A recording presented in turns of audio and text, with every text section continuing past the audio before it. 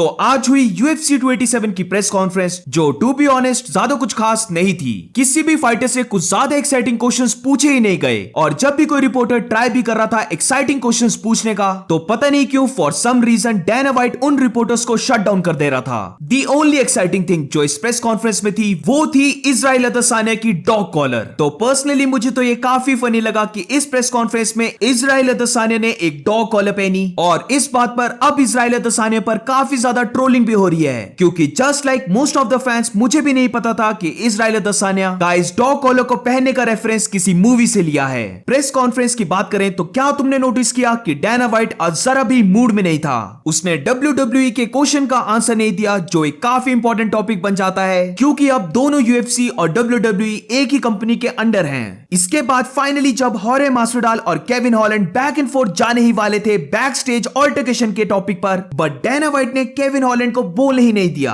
Kevin Holland एक good trash talk करने वाला फाइटर है, जो इस प्रेस कॉन्फ्रेंस में जरूर से जान डाल देता, और काफी लोगों को यह पता नहीं होगा कि इजराइल अदसानिया के साथ भी केविन हॉलैंड की बैक एंड फोर्थ आर्ग्यूमेंट हो चुकी है। तो डेफिनेटली अगर डैना व्हाइट ने अलाउ किया होता तो केविन हॉलैंड ने हॉरे मास्विडाल के बाद इजराइल अदसानिया के बारे में भी ट्रैश टॉक करने लग पड़ना था, जिसकी वजह से ये प्रेस कॉन्फ्रेंस बहुत ज्यादा एंटरटेनिंग बन जाती। बट सैडली डैना व्हाइट ये सब नहीं चाहता था, और इसके ऊपर से डैना व्हाइट ने दशमों को इनडायरेक्टली डिस करते हुए उसके क्वेश्चंस को स्टूपिड कहा। सो क्लियरली किसी वजह से Dana White was not in the mood. अब इस प्रेस कॉन्फ्रेंस में फाइटर्स की बात करें तो आई वाज सरप्राइज्ड कि एलेक्स परेरा को स्टिल काफी लोग बू करते हैं। इस बार मैंने सोचा था कि एलेक्स परेरा को हल्की सी एप्रिसिएशन मिलेगी, but I was completely wrong, क्योंकि जब भी एलेक्स परेरा कुछ बोल रहा था तो फैंस उसको बू कर रहे थे। तो इस प्रेस कॉन्फ्रेंस में एलेक्स परेरा ने एक्नॉलेज किया कि इजराइल अदसानिया एक डेंजरस फाइटर है, जो अपने ओपोनेंट्स के वीक पॉइंट्स की एडवांटेज लेता है, और इसीलिए वो इस फाइट में काफी केयरफुल होकर फाइट करेगा इजराइल अदसानिया से।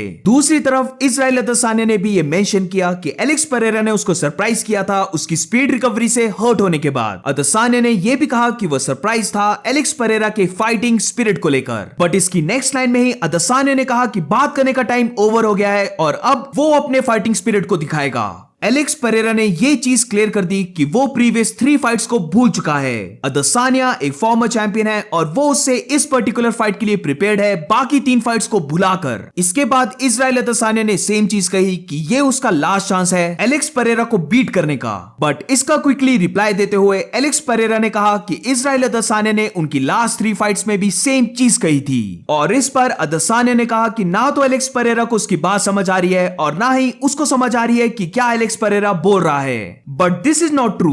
अगर आपने देखा होगा तो एलेक्स ने ईयरपीस लगाया था जिससे उसको इंग्लिश की ट्रांसलेशन मिल रही थी, और एलेक्स परेरा के लिए इसी प्रेस कॉन्फ्रेंस में एक ट्रांसलेटर भी बैठा था, बट इजराइल अदसानिया उसको कुछ बोलने ही नहीं दे रहा था, जिसकी वजह से ऑब्वियसली अदसानिया को कुछ भी समझ नहीं आएगा जो भी एलेक्स परेरा बोल रहा है। एलेक्स परेरा ने इसके बाद कहा कि वो बार बार बोल रहा है कि उनको लास्ट 3 फाइट्स को भूलकर ये फाइट करनी चाहिए, बट वो जानता है कि इजराइल अदसानिया उन फाइट्स को भूला नहीं है, और ये चीज साइकोलॉजिकल वे से रोल प्ले करेगी उनकी फाइट में। इसके बाद इजराइल अदसानिया ने कहा कि फक द बेल्ट्स, क्योंकि वो आ रहा है एलेक्स परेरा का सर लेने के लिए। अब इसके बाद हॉरे मास्विडाल और केविन हॉलैंड से यह पूछा गया कि उनके बीच बैक स्टेज ऑल्टरकेशन क्यों हुई, जिसका रिप्लाई देते हुए मास्विडाल ने कहा कि केविन हॉलैंड एक क्लाउड चेस करने वाला फाइटर है, यानी कि केविन हॉलैंड एक अटेंशन सीकर है। और दूसरी तरफ केविन हॉलैंड ने मास्विडाल को उसके माउथ को वॉच करने को कहा, और ये रिवील किया कि उसने मास्विडाल को एक बेबी गर्ल बोला था, जिसकी वजह से मास्विडाल वेंट मैड। इन दोनों के बीच ट्रैश टॉक अब होने ही वाली थी, बट अनफॉर्चुनेटली डैना व्हाइट ने ये सब चलने नहीं दिया।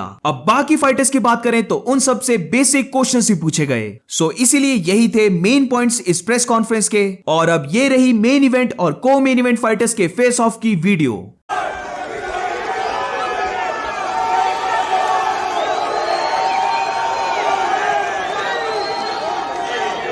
Incredible. Thank you, boys. Appreciate it.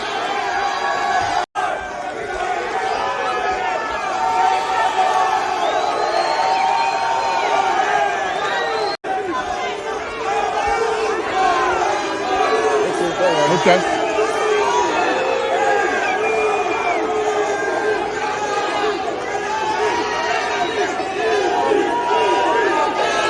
Fucking incredible, boys. Thank you. That's good.